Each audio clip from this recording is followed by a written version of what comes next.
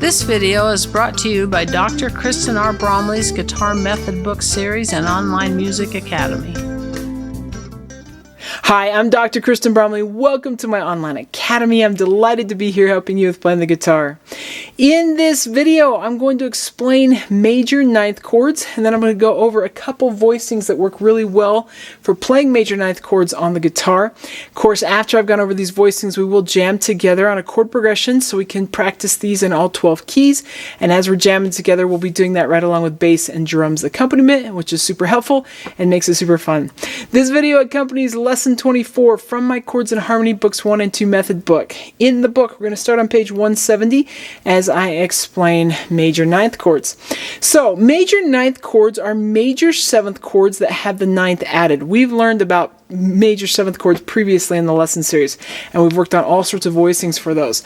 So, major ninth chords. Well, first, a major seventh chord coming right out of a major scale, and I'll demonstrate this in the key of C, has the root, third, fifth, and seventh. Now we're going to add the ninth, which we've learned from our add nine chords.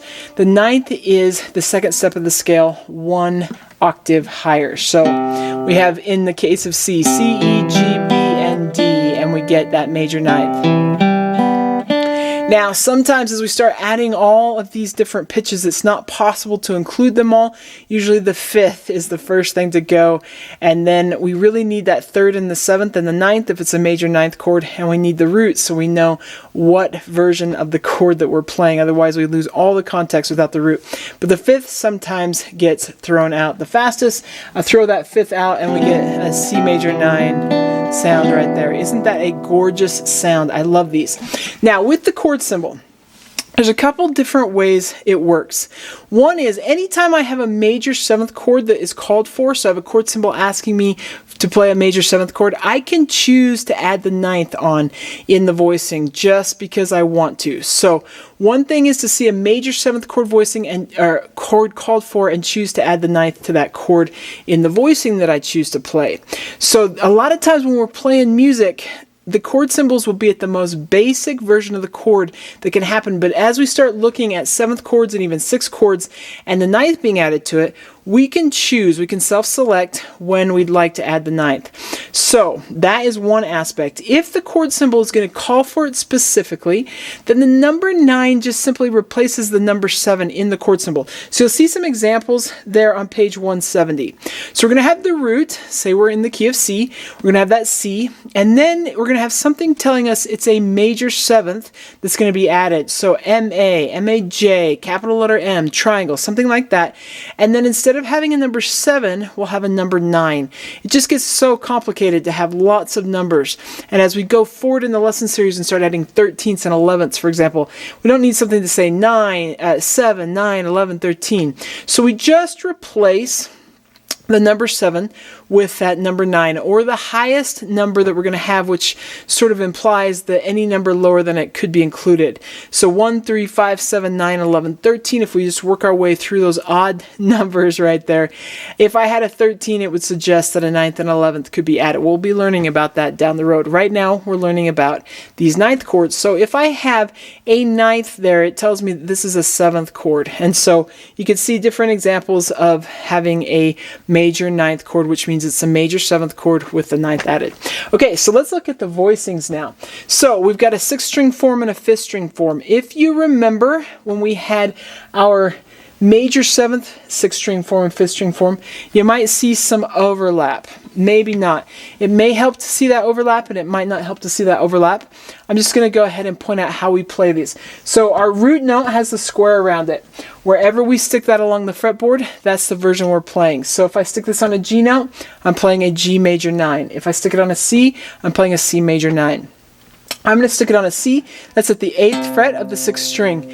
And then what we've got here is in the next fret, fingers 2 and 3 are going to play on strings 4 and 3, and then our pinky is going to reach 1 fret higher on the top string. We won't play the 2nd string or the 5th string. So there I am playing a C major 9. And I'm going to use my index finger to just lightly touch the strings I'm not playing, so as I strum those strings, I don't get a sound from them. So kind of a beautiful C major 9 there.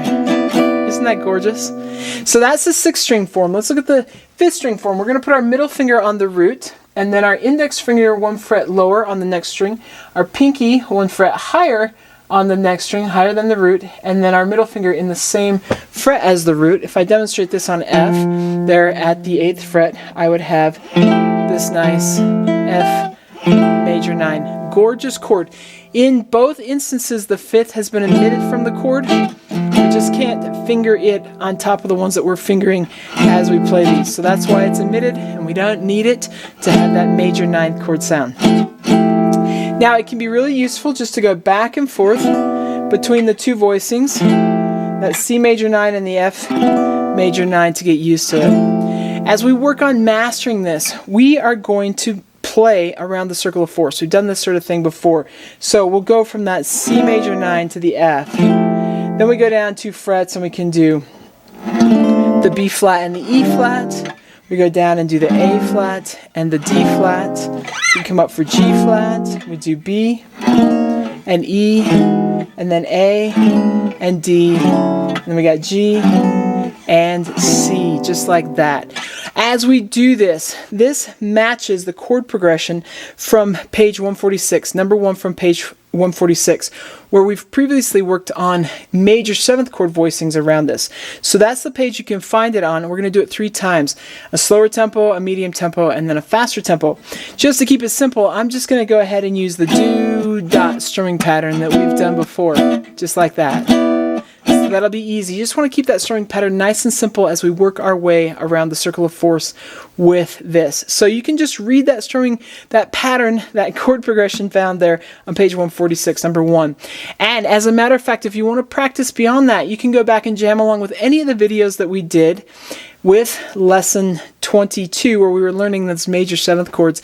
You can play along with any of those chord progressions, plugging in the major 9th voicing in place of the major 7th voicings. So that's a way to get more practice right along with me and the band track that I create for these lessons. But here in this video, we're going to get used to using these chords just going around that circle of 4ths progression, and we'll do that at the 3 times. So let's go ahead and do this right along with bass and drums.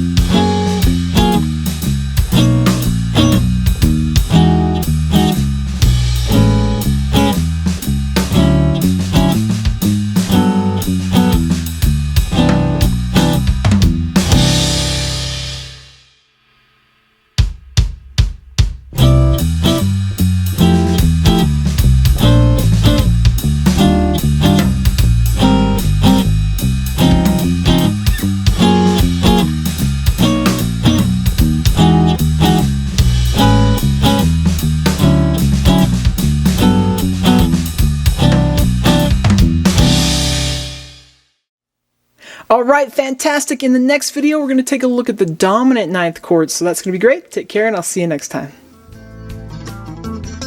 Thanks for watching this video. If you found it helpful, please hit the like button and subscribe to the channel. And be sure to check out more great content. You can find more information about me and my products at KristenBromley.com. Take care.